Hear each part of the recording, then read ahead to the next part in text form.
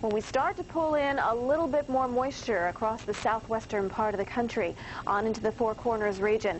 We have noticed a higher incidence of a lot of the showers that are developing of that moisture actually reaching the ground. In other words, it's not evaporating, but we need to inject a little more moisture in here. So perhaps showers into perhaps Seattle and back down toward Portland.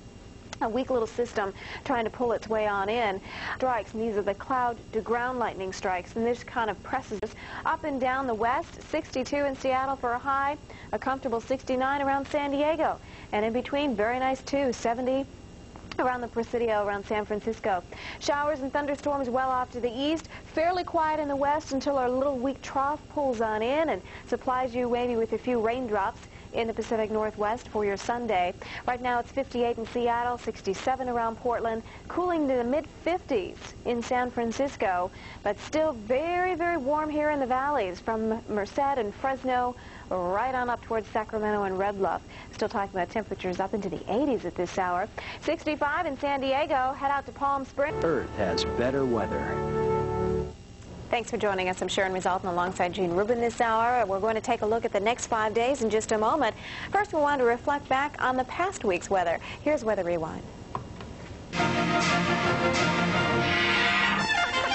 Weather. The next 5 days, we showed you all that action in the past week's weather, especially flooding. That was really the big news. Let's see if we're going to have anything like that over the area again, over the lower 48. We do know we're going to find a pattern change, a ridge building back up over the plain states, more so in the middle to latter portion of the week. And in the east, a little weakness returns east. That may end up meaning some unsettled weather there. Look at the deep trough in the west. This is unusual for this time of the year. We don't usually see the jet stream showing this much amplification. But it's been a crazy winter, which led to a crazy spring, and here we are into early summer. Who knows? I guess just about anything can happen. Anyway, the end result will be cool and unsettled weather across the west. Wet weather, we think, as these systems will try to ride up and over the jet stream. They're going to deposit some moisture into the northern plains. Hot weather will continue from south and eastward. So here we go again. Cleveland, Erie, Pittsburgh, all the way back out towards St. Louis. More showers and storms for you here.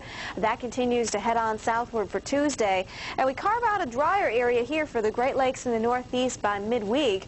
That's about the time that our jet stream is really amplifying here across the middle of the nation, and there's our deep trough. So very unsettled, a little cooler than normal in the Intermountain region.